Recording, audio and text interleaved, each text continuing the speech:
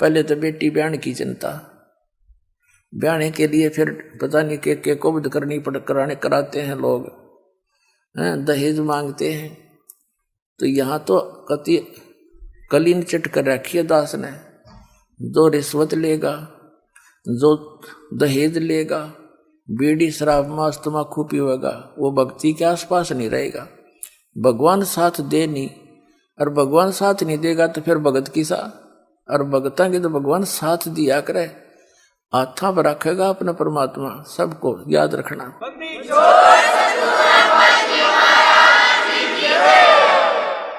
और फिर ये समाज हमारा किसी भी फील्ड में जाएगा, चाहे कोई डॉक्टर बनियो, चाहे इंजीनियरिंग बनियो, क्योंकि रोटी के लिए चल रही है, इसमें थोड़ा बहुत तो हिस्सा लेना ही पड़ेगा आपसे।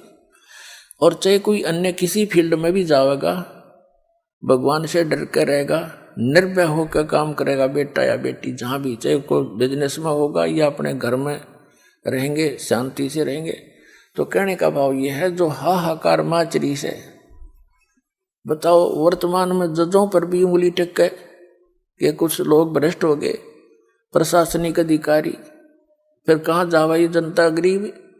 राजनेताओं की ताप रोज कल की पार्टी देखो हो, किसने इतने को फला कर दिया, उसने इतने 1000 करोड़ का, लाख करोड़ का कर दिया। सिर में मारेंगे उन करोड़ों का, ज्ञान को नहीं। उस अनजान बालक की तरह बिजली के तार को मुख में दे बैठे ये, तो फिर हाथ भी ना लावा जहर दिखाई देगा। वो पैसा कहाँ से आता है? टैक्स का। टैक्स कहाँ से आता है? आपसे, गरीबों से। खून पसीने की कमाई करते हैं मजदूर, किसान या कोई भी गरीब है, तो वो उससे टैक्स, कपड़ा खरीदता उस पर टैक्स, टैक्स तो आपके ऊपर है सारा। तो उस टैक्स को कौन खाते हैं? जो भ्रष्ट लोग हैं वह खाते हैं, उस जहर को, विष को खाते हैं। और कहाँ ले जाएंगे? पीछे एक मुख्यमंत्री के बारे में हेलीकॉप्टर में जा रहा था, पता नहीं क्या क्या स्कीमें बना रखी थी, आगे का क्या क्या टारगेट था, हेलीकॉप्टर में मर गया पड़ के। अब कहाँ गई वो, उसकी वो जो बकवाद थी। अब गधा बन के फिरेगा, कि तक को मार के लटकाओगा, कि तब भैंस बन के, किसी का जो ना बैल बन के, वो सारे पूरे करेगा। तो पुण्यात्माओं, आज सारी उल्टे काम हो गए। जो नौकरी पे लग जाते हैं उनको हम घनी शाबाशी दे हैं, बड़े बढ़िया मानते हैं, उसके ऊपर तो बड़ा गजब भार बनता जा रहा है।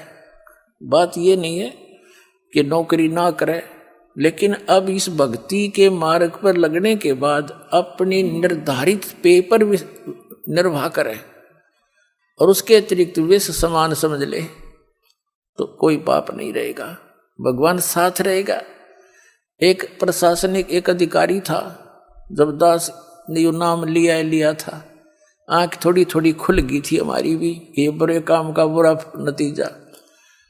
उसने रिटायर होने से पहले, कमिश्नर रैंक का था एक, और किसी महकमे का वो डायरेक्टर लगा हुआ था। रिटायर होने से 6 महीने पहले पुत्री का ब्याह किया, इस उद्देश्य से कि सभी डिपार्टमेंटों के लोग लाओगे बेटी खातिर, कोई पैसे दे जाएगा, कोई सोने के कुछ कड़े बनवा देगा, कोई चूड़ी बनवा के लाओगा। ऐसा ही किया, ऐसा ही हुआ।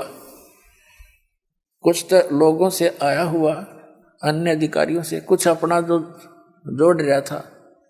और क्योंकि उसने लड़की भी जैसा उनकी बुद्धि काम करती है, अपने से दोगुने तिगुने ज्यादा पैसे वाले के ब्याही। उस समय सन 1989 की बात, 3.5 लाख रुपए उसने, 3.5 लाख से भी ज्यादा पैसा उस बच्चे के विवाह पर लगा, लड़की के। और वो रिटायर हो गया। उसके रिटायर होने के 2 महीने के बाद उस लड़की को तलाक दे दिया, हो गया खंड बंडे। अब उसके हार्ट अटैक हो गया कि ई ब्याह होगा तो 7 लाख में ब्याह ही जाएगी, छोड़ी हुई लड़की तय।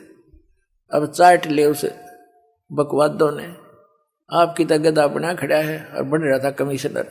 तो जो काम करने का उसने भूल गया, अब ये फोकट में ही माँ के भूखे हो गए।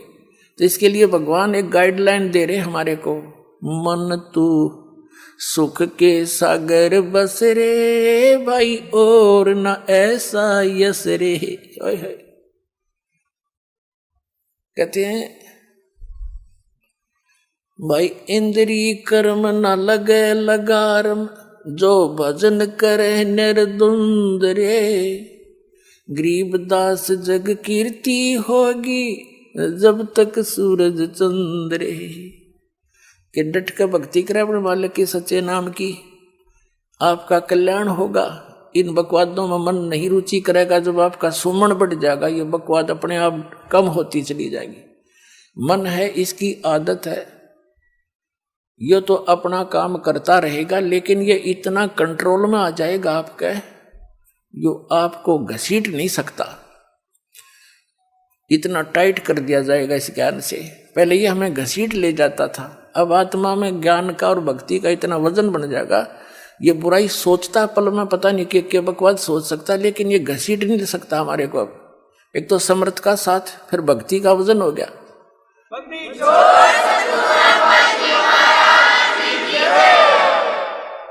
तो कहते हैं इंद्री कर्म ना लगे लगारम, जब भजन करे निर्द्वंद रे, कंटिन्यू भजन करे, मालिक की आस्था बनाए रहे, कभी ज्ञान पढ़ ले, कभी सुमन लग कर ले, कभी सुबह की आरती, कभी दोपहर की, कभी शाम की।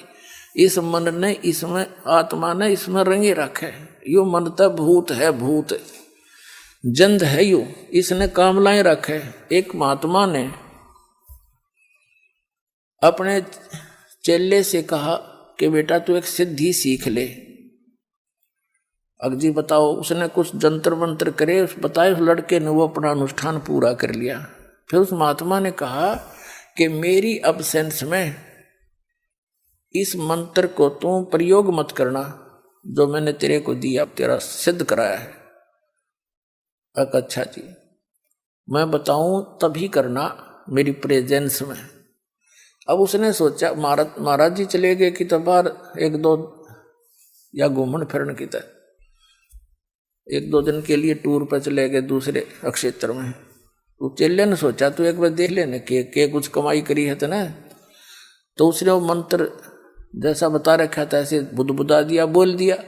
तो सामने एक बैंकर सा व्यक्ति खड़ा हो गया आके और कहने लगा, भाई बात सुन ले बाबा जी, मैं हूं जंद, और देख मुझे एक काम बताता रहना, और तेने जो काम नहीं बता दे तेरी गर्दन दाबूंगा मैं। उसने सोचा भाई बात बिगड़ गया, तो गुरुजी है नहीं, तो उसने कहा कि चल ऐसे कर, तू आटा मांग कर ला। उन्हें 28 जोड़ी और मांग का आटा ला तेरा, और बता कि लकड़ी तोड़ लिया, और लकड़ी तोड़ लिया। उसने सोचा भाई क्या बताऊं, पानी भर लिया।